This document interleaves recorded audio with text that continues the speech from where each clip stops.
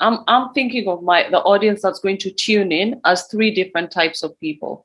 There'll be Mhm. people who are at the beginning stage of feeling fed up and feeling unfit and probably feeling overwhelmed.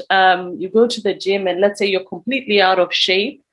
It's really easy to feel intimidated and feel like, okay, I'm a bit overweight. I don't even know where to begin. Maybe you are discouraged as a child, and some people are dealing with huge challenges. How do we inspire someone like that to just take those first steps so that they can build on that and realize that we're all in that same journey, whether we might not relate to that, but we all were at one stage a beginner. Oh, absolutely. I purposely put myself, I'm going to kind of reverse engineer this question because I'm currently doing things now that I've been afraid of for practically my whole life. And I like to throw myself into the fire and make myself uncomfortable with certain things. And that way I come at it with new eyes and this appreciation to the finer granular details of whatever this particular skill set is going to encompass.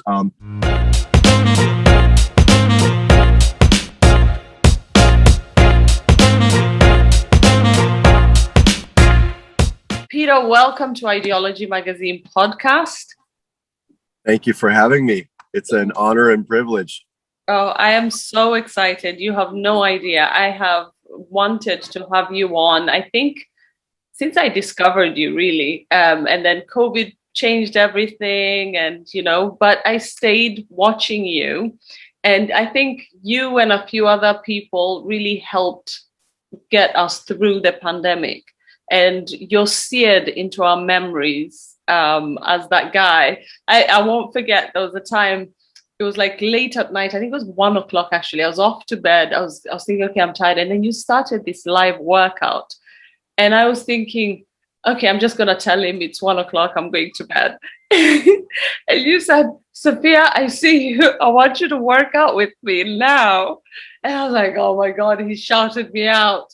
I have to work out. And I started working out at 1 o'clock. And that made me realize this whole time thing, it's silly. I thank you for saying all those wonderful things, by the way. It means a lot. And it goes back to the concept of if you can just help one person out of a room full of 1,000 people, then you've done your job. And it's something that I think we all need. We all need a coach. Like I have coaches that I go and train with because I know that they're going to be able to pull something out of me that I wouldn't be able to do myself. And we all need that. And for whatever reason, maybe it was that moment of that day that you needed to hear that, regardless if it was, midnight or if it was 1 a.m. and you just felt like, oh, you know what? I should have got a workout in today, but the day slipped away from me and all these other excuses started to just kind of fill in through the cracks. And now I'm going to bed with this, like, I don't know. Sometimes for me, it's like this underachievement. Like, gosh, I wish I would have done that thing today, but I'll just push it off till tomorrow. But luckily, I've been listening to guys like David Goggins, who's a Navy SEAL. He's amazing. He's written one of the most. Follow him. I follow him. Yeah. My daughter listens. I mean, talk about an intense individual, but in a good way where he sees through people and he sees through the whole concept of everything having to be perfect and everything having to be filtered for Instagram. And he's just like, no, I want to talk to the people that don't theorize what their experience is. I want to meet the people that had to go through all this stuff in their head. There was maybe a bad breakup, or they didn't have the best night's sleep, or maybe they just, are going through a really tumultuous time in their life. And yet somehow, for whatever reason, all the odds are against them and they just rise to the occasion and they're able to do something that not only surprises everybody, but it surprises themselves. And it's that moment of growth. And I love when he's so captivating to listen to and to watch. And I one day hope to meet the guy because he's inspired me to work out at weird hours of the day. Like, here I am, I'm fasting. I just got through a bunch of crazy rehearsals just now. I'm talking like fight choreography where we're doing punching, kicking, throwing. We're having to react to punches, so it's different than your average workout. And sorry for the long-winded answer, but what I'm getting at is I love that you went ahead and you did the workout when I called you out on the workout that was live at the moment. And it's moments like that you will always remember, because like David Goggins says, you get to pull out of the cookie jar. And what that cookie jar is those moments of, hey, I've been through way harder stuff than this. So I'm going to tap into that and use that right now to fuel this workout that's going to be at 1 o'clock in the morning. And all of a sudden you do it, and you not only inspire others, but more importantly, you inspire yourself to remember that you can and you are capable of doing these things that sometimes seem impossible. Yeah. It's funny you say that about David Goggins, because you are many people's David Goggins. I know you're mine, but I discovered just by posting the last couple of days that you would be on the podcast, how many people think you're there, David Goggins. The messages that have come in, it's been really heartwarming to see that I'm not the only one who feels that way. I heard someone say that the tough period that the whole world is going through, there'll be people who will create memories for us that we will never forget. We will forever link this moment to them. And you were one of those people. I think you and Harley being, doing the Fitness Fridays and continuing to do it during the pandemic. You were out in some desert place in LA or something, just whenever you could, trying to get people to not give in to the desperateness of lockdown and seeing that death ticker, or they put on all the news channels. For the first time in our lives, we were seeing how many people were dying, and we could have all succumbed to that, but there were these people like yourself who just took that moment and gave what you do every day in your job for free. And we will forever, be thankful for that. Oh, well, thank you. Gosh, that's a beautiful testament. And I really am a firm believer that hard times, whether it's something that's going around in the world or something that's just going on in your personal life, that creates strong people and resilient people. And which is why I prefer, even till this day, to train outside, train down at the beach on the sand, because the sand, as you know, it's very difficult to run through. It's coarse. I mean, you're up against the elements. So if you could withstand that, then being in a nice, comfortable place that has air conditioning, you're in a controlled environment in the gym, you're wearing the perfect yoga leggings and whatever, then that's going to be pretty easy. It won't be as hard as what you're about to endeavor in. And that's why I think training outside occasionally when you can, it's also a good idea, and changing up the way you work out. So yeah, hard times create strong, resilient people, and easy times, comfortable times, somebody that's always, comfortable and they have the greatest this and the greatest that, they sometimes don't get to test themselves and to unleash that warrior that we have within each one of us. And I think that's kind of that's a travesty. I think somebody needs to, when it comes to that stuff, especially in the whole entirety in their life, they should be able to witness what their body is capable of, because we are just incredible electric beings. And unfortunately, some people don't get they don't get to maximize that. They don't get to see and witness their fullest potential. So my job, at least part of my job in this life, is to remind people that they are incredible, that they are warriors, and they are driven, and they are they're able, literally, and I know this may sound cliche, but they have this untapped huge reservoir potential that's just waiting to be unleashed within. And I'd like people to discover that on their own. And it's something that you can hold, hold to yourself and teach and pass that on to your children and to future generations. So But for how do me, you that's do that? been my greatest mission. I, Say it I again. really love that you say that, Peter. But the question is, I'm thinking of the audience that's going to tune in as three different types of people. There will be people who are at the beginning stage of feeling fed up and feeling unfit and probably feeling overwhelmed. You go to the gym and let's say you're completely out of shape. It's really easy to feel intimidated and feel like, okay, I'm a bit overweight. I don't even know where to begin. Maybe you are discouraged as a child, and some people are dealing with huge challenges. How do we inspire someone like that to just take those first steps so that they can build on that and realize that we're all in that same journey, whether we might not relate to that, but we all were at one stage a beginner? Oh, absolutely. I purposely put myself, I'm going to kind of reverse engineer this question because I'm currently doing things now that I've been afraid of for practically my whole life. And I like to throw myself into the fire and make myself uncomfortable with certain things. And that way I come at it with new eyes and this appreciation to the finer granular details of whatever this particular skill set is going to encompass. I've kind of been afraid of firearms my whole life, which is shooting guns and all the different technicalities of it.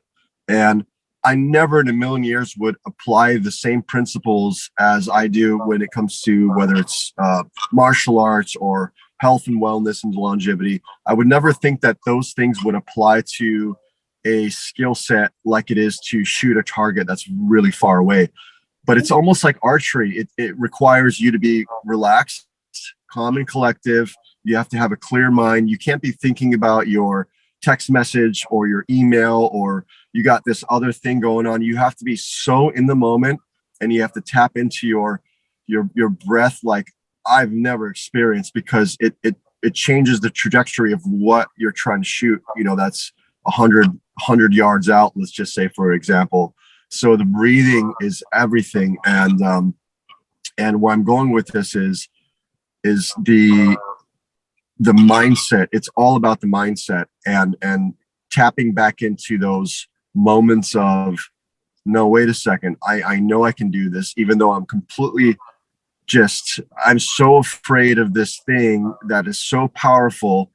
But yet I'm going to face it anyway. I'm going to face this demon. And you almost, in a sense, you have to remember where you come from. And you got to remember whether that was a good place or a bad place or a place that perpetuated you to be who you are today. I think that for me was this moment of, okay, I'm going to do this thing that makes me so uncomfortable.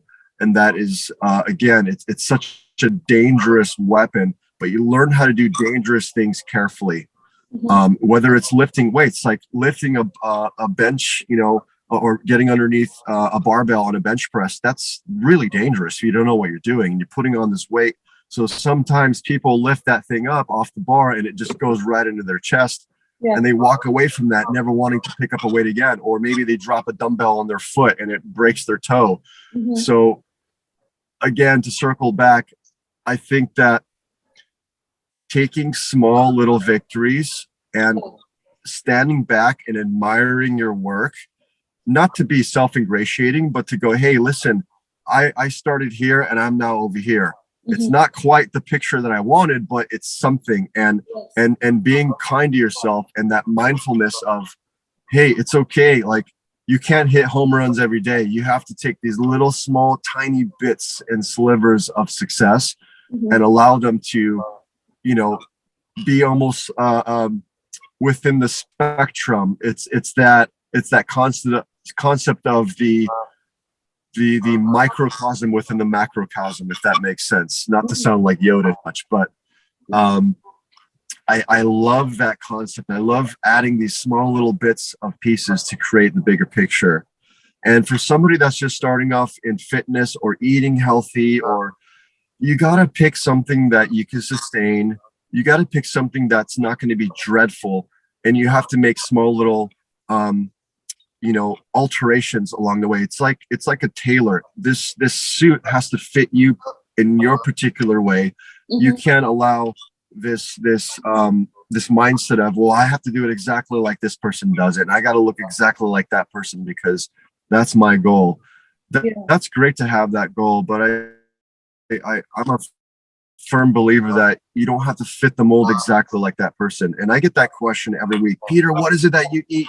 How do you get abs like that? What do you do? What kind of clothes do you wear? And I can tell you exactly what I do, but it doesn't mean that you're going to be exactly me, because you may get some little bits and pieces off of it, but you are genuinely you, and you are so beautiful in your own right that I can't do the stuff that you do, and vice versa. And that's what makes us, to be beautifully different. And I think that there's value in that. And for people to seek that and discover that within their own journey, I think that's the overall message and the trajectory that I think should be the chief executive aim, if that makes sense.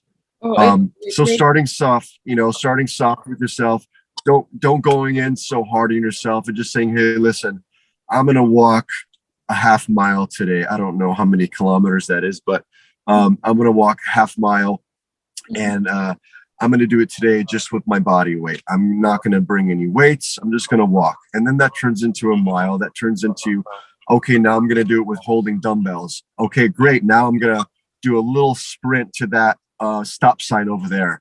Or now when I get to that stop sign, I'm going to do 10 push-ups when I get there now. So you just continually add one little layer of difficulty to what used to be hard to you. And now it's no longer difficult because your body, right, adapts to stress. That's what exercise is. And muscle growth and, the aesthetics are the things that come along with it. But at the end of the day, it's all about the mindset and just pushing the envelope just a little bit more each time. I think that is the message that's missed.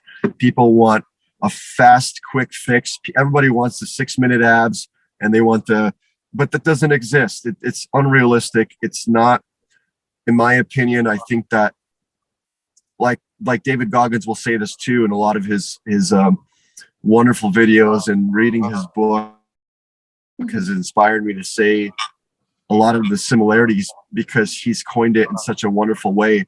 Everybody wants the quick fix, and they want the quick, I just got to get, movie ready in like a weekend. It's just not realistic, because after that, you're going to go back to your old habits. You're going to go on all these yo-yo diets, and it's not a permanent tattoo in your brain. You haven't even downloaded all this information yet. And it's always the journey that's more important than the end result, right? We are a process. We are not a product. And that's something that I think people need to remind themselves, that it is all about the process. It's not about the product at the end. Right. When you really think of how our mind forms an image and then distorts reality, we do it with everything. We do it with each other. We do it with nature.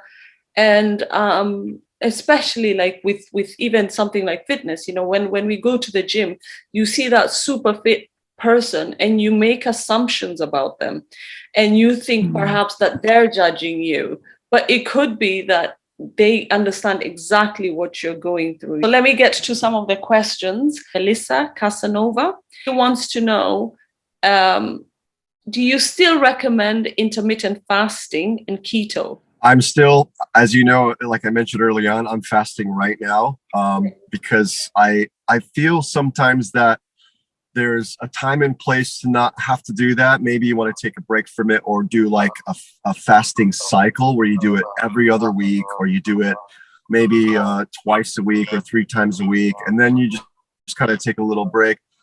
Find what works for you and run with it. I think you got to have a relationship with yourself and a relationship with your body, and you know best for most of the time.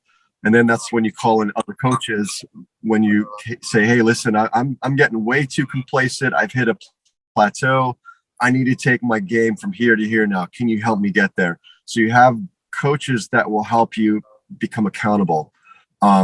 So to answer your question again, yes, I still believe that intermittent fasting is wonderful. I think it's something everybody should experience and try out. Whether it works for you or not is something that you'll learn through your journey. But it's to just sit and think about it and say, oh, well, it's not going to work because I'm just imagining that it's probably not going to work. Well, that's kind of that's silly to me, and that's something that, again, it's you got to battle test it. You got to see if it's going to do something for you. And sometimes people are just afraid of doing it. And they're like, oh my gosh, I can't imagine not eating for, for 3 hours. I have to eat every 2 hours. Well, hold on a second. You don't have to do that. Your body is going to show you right now how resilient and how incredible and how such a finely tuned specimen it is. You're going to find that out right now. Just go for it. And all of a sudden they break free from this fear-based mechanism, this ideology, this thought of, wait, no, I can't do that. But one thing I've noticed, and one of my health mentors told me, Peter, there's one thing that all the longest living civilizations and cultures, there's one thing that they have in common, and that is that they do a caloric decrease. They all fast. Yeah. And a lot of these people, whether it's the Okinawans, people from Japan, the people from Morocco that I've spoke with while I was there working for over a month, a lot of them, they fast. And there's something really beautiful that happens within your own body, and added with a little bit of meditation and mindfulness. I mean, it is the most, I've taken that, and I've practiced that for a long time now. And I think that it is the truth. It is the awakening within. Some people call it Kundalini. You awaken the Kundalini within. Some people call it the realigning the chakras. I think that there's some beauty there to learn from those particular cultures and those principles of yoga and those principles that even some of the Native American cultures that I've had a rare opportunity to do a lot of their sweat lodges and to learn from the healers and the elders. And I think that they all do it, but in a very unique fashion that is indigenous to their culture. So, so again, yes, fasting is incredible. At least I think so. It works for me. It works for a lot of my clients. I think it's definitely something to try, and perhaps also trying that out with a diet like ketogenic, or trying it with a paleo diet, or try it with a plant-based approach. See if that works for you. I've tried every single diet that you can possibly imagine, because I wanted to know what it felt like. And if somebody had asked me a question about, hey, listen, I just don't feel good about eating animal protein. I want to be more on a plant-based diet right now, and I want to try that out. And I'll say, hey, listen, that's great. Give it a shot. This is what I did while I was on a plant-based diet, and I felt really good while I did this. This stuff over here kind of irritated my stomach, but this is just my experience with it. So it's not the answer. It's one of many answers, if that helps or makes sense. That completely helps us. Since you've tried most diets, another question is, I want to ask you about the carnivore diet. Someone said about this guy called the liver guy. Have you tried that? Yeah, the Liver King. I know exactly who they're referencing. I have tried doing a carnivore-based diet. I did it for about 3 weeks because I wanted to see what the hype was all about. And while doing that, I was fasting. I started doing the ketogenic diet first. Prior to ketogenic, I was doing a paleo-based diet because I wanted to see what that was all about. And then I got into more of a keto-based diet. So I'll try to give you a quick soundbite answer to that. So the carnivore diet, it wasn't entirely for me. I think that, again, the older I've gotten, the more I've realized my trajectory is all about balance. So I like to embrace a lot of different foods, a lot of different cultures, and it may change seasonally for me, but I have tried it. I can see why a lot of people like it, because especially if you have a lot of gastrointestinal issues, and again, I'm no doctor, but at least for my personal issue that I had, eating certain foods, whether it's certain like cruciferous vegetables like broccoli or Brussels sprouts, things like that, it would really agitate my stomach like it does for most people. But aside that, one thing I did notice when I was doing that particular style of eating, it was completely non-existent. It was gone. So whether certain vegetables ferment in your gut, in your microbiome there, and it disrupts something, that's very possible. I did notice the best I felt when it came to any stomach stuff was something called a Mevi diet. And there's a guy from New Zealand, and Dr. Eric Becker. He wrote a book called the Candida Diet, or the Candida Crushers, what he called it. And it was fascinating because it talked about a diet called the Mevi, which stands for meat, eggs, vegetable, and yogurts. But the type of vegetables that I noticed were vegetables that weren't going to irritate your stomach. So I definitely I wouldn't subscribe to one particular diet at the moment. I think that for me, it's kind of an eclectic blend of different things. It's almost like what Bruce Lee did with his martial art, Jeet Kune Do. He took a little bit of elements of Chinese arts, a couple of elements from Japanese arts like judo and jujitsu, and he mixed it all up. He took boxing as we see it. He took all these cool martial arts and he made it fit for his own personal relationship with martial arts. And I think we have to do that with diet. We got to find what works for us. So yeah, I thought there was some value to experiencing and exploring the carnivore diet. Yeah. I think if it's, some, like, for instance, if you go and live with a particular tribe, and that's what they're eating and that's all you have, cool. I think you should do it. When in Rome, right? Go for it. Do it 100%. Whenever I visited places like Malta or Greece, I love Mediterranean food. If I had to pick one style of cuisine, it would be either Mediterranean or Moroccan-based food. I love it.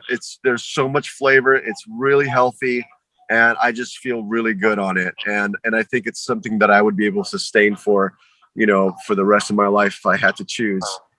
You know what? I have 3 Moroccan sisters-in-law. They will be very happy to hear you say that. But, you haven't tried Somali food yet, so not yet. Not yet. So as soon as you try it, then we'll see what Moroccans have to say. Oh, all right. Very cool. I lived very close to an Ethiopian area in Los Angeles, and they have incredible Ethiopian food. That was really good too. Yeah. So, but it's very similar. We have the same. We have injera, but I'm biased. I'll say that I love our food. Absolutely. Oh, I have yet to try that. I'm definitely. If you're ever in Minnesota, I'll recommend. But otherwise, when you're in London, I'll make sure that you and your family get everything. So also a big question is hormones and hormone replacement. What hormone replacement? Is that what you're saying? It's the male one. This was sent by I think it's testosterone replacement. Oh yeah, TRT, testosterone replacement therapy. Yes. Yeah, there's a lot of people that are really into it. I know I've overheard that Joe Rogan is really into it. A lot of the people that he brings onto his show, whether they're doctors, they definitely speak upon the subject. And again, I'm no doctor, I'm no expert in that field. I think that if it were me and I was reaching a certain age where it was affecting me, whether it's like something to do with my knees or you had issues where you were perhaps losing hair and there's just some imbalance going on, whether it's from stress or whatever, I think that there is a time and place to go see a physician and see if that perhaps you're a good candidate for that stuff. I think abusing it, like some people have done, is just it is what I mean, it answers itself. You shouldn't be abusing something like that for some kind of perhaps like vanity sake. I personally wouldn't do it that way, but if I had like some medical condition where, hey, listen, this is going to be safe, it's going to be monitored, it's something that could really help bring out a particular element of longevity, then perhaps I think it may be a good idea. I have a personal friend that's an actor that's been on soap operas for, gosh, almost like 25, 30 years now. And he's on one of the biggest soap operas, and he's really open about it. Um, and it helps him. He looks great. He's vital. He's able to chase his kids around and play. And he's like, he's in his mid to late 50s now, from what I remember. And he's great. And it really has helped him tremendously, because he had a lot of like knee issues and stuff and things that, from what I remember him telling me, were bothering him. And by doing that, it has helped his quality of life tremendously. So I think that if you have those issues, then it's potentially something you can look into. And I think that, again, it could be done safely, as long as you don't abuse it.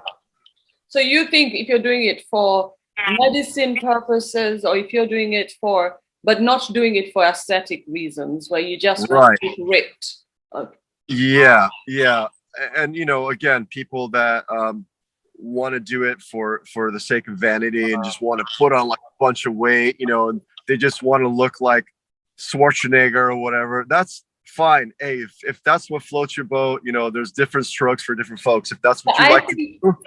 I think the question is more, do you use anything to look as ripped as you look? No, absolutely not. No. And I've been, which is crazy to me, that I'm actually perplexed by the whole concept of that, because if I stood next to somebody that actually does steroids, like the stuff that bodybuilders use, yeah. I mean, it's like, it's laughable. There's just no comparison.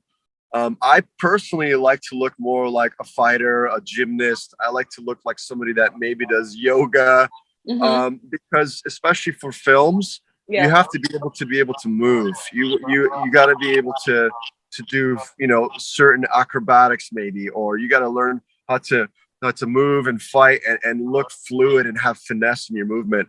But I remember if I'm lifting a lot of heavy weights and I'm eating every 2 hours and I'm taking creatine, I'm taking all this stuff and I'm counting every single thing and monitoring all the things that I eat.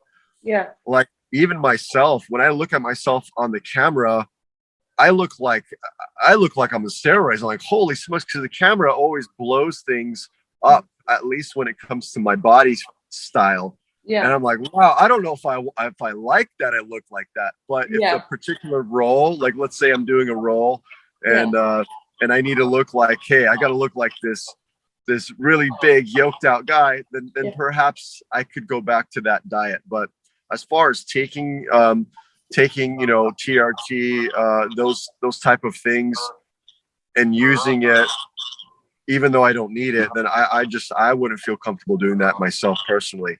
So no, I don't do it. Okay, what about supplementation and vitamins and pre-workout?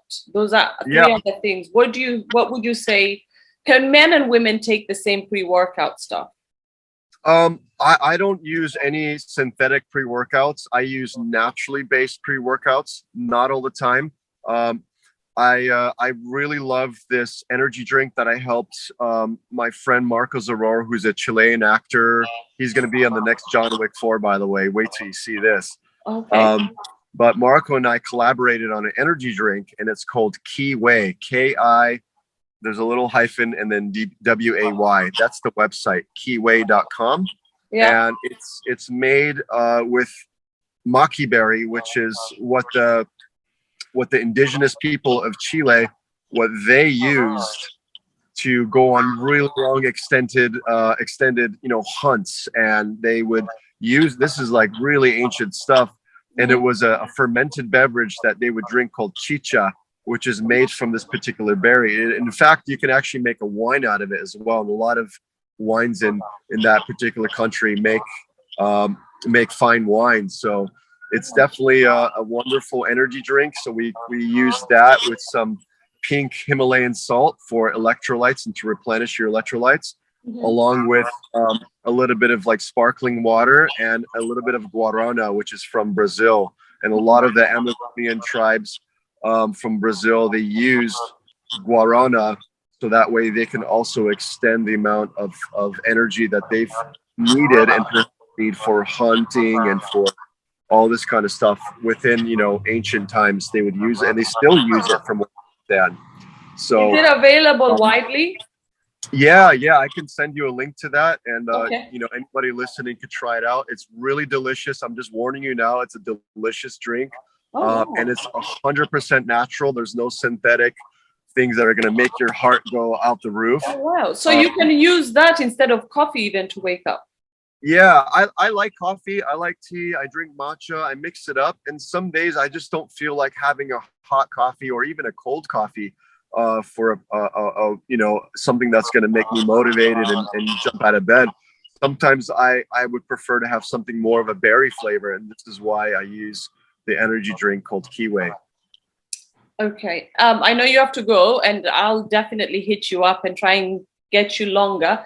But if there was anything you could say to people who have plateaued, who feel like, you know what, I'm doing the same workout, I'm doing the same things. What can I do to really push myself? I don't have a personal trainer. What would you say to them? Two things. One, find somebody that's a workout partner, even a friend, or it could be somebody even that you don't know in you know, face to face life. It could be somebody that you've met you know, on Instagram. Find somebody that has similar goals to you Mm-hmm. and has to answer your question, find somebody that has like-minded goals Yeah.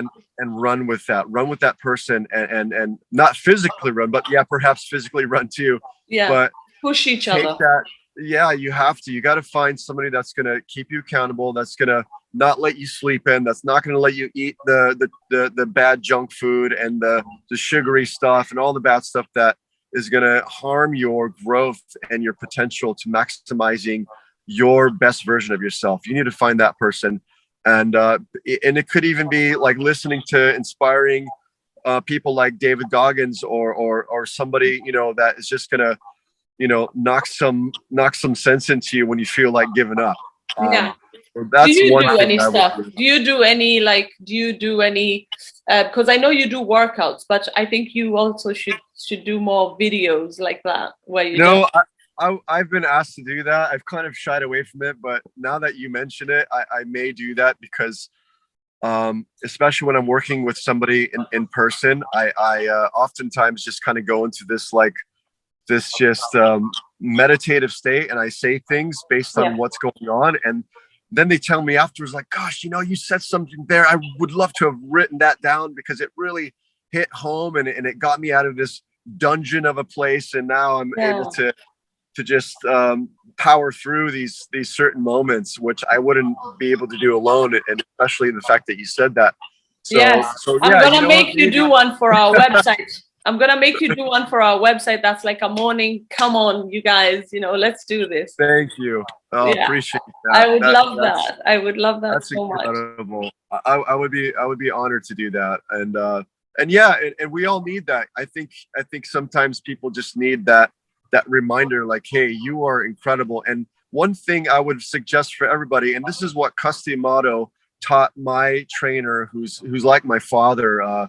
His name is Billy White, and Billy studied with the late great famous Customato, who not only trained Mike Tyson and created who Mike Tyson was, he also worked with guys like Muhammad Ali and other fighters back in the day. So Cuss would tell my father figure, whose name is Billy, and he would tell Mike Tyson every single day before you go to bed, and the first thing you do when you wake up, I want you to say this: day by day, in every way, I'm getting better and better. Day by day, in Say it every to way, yourself. I'm getting better and better. Before bed every day, tell yourself that. Like your affirmation should be day by day, every Absolutely. day. It is a mantra, and you tap into that mantra, and sure enough, as simple as it sounds, you're going to wake up and you're going to just take charge and you're going to kick ass the whole day through. How do you stay positive? Like do you have days when you have to lift yourself up? Absolutely, all the time. Yeah. I do. I'm very self-critical with certain things, and like, all right, I got to make sure I get this in by the end of the week.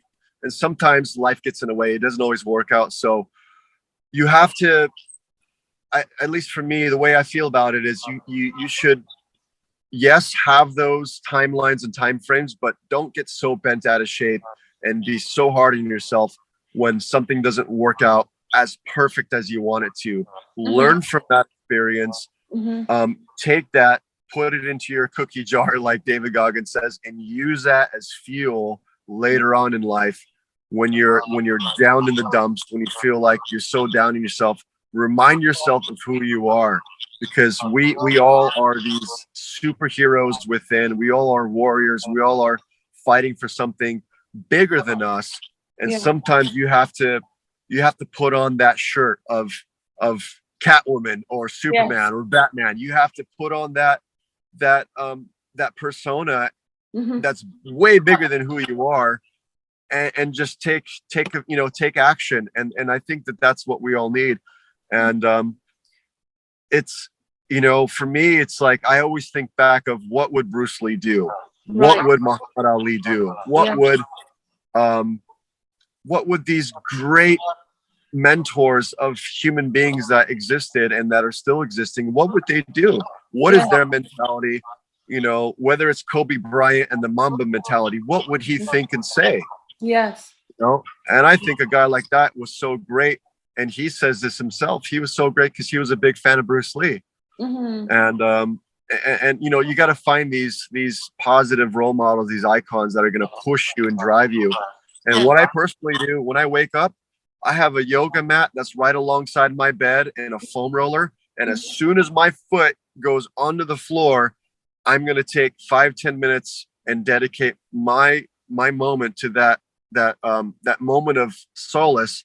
And I'm going to stretch. I'm going to breathe. I'm going to meditate. Sometimes I'll go into the backyard and you got to make sure you're always barefoot. That's another problem. We're walking in shoes all day long and we're disconnected from the earth, like our ancestors were. So we need to be able to connect. We're electrical beings, and we need to connect back into the earth.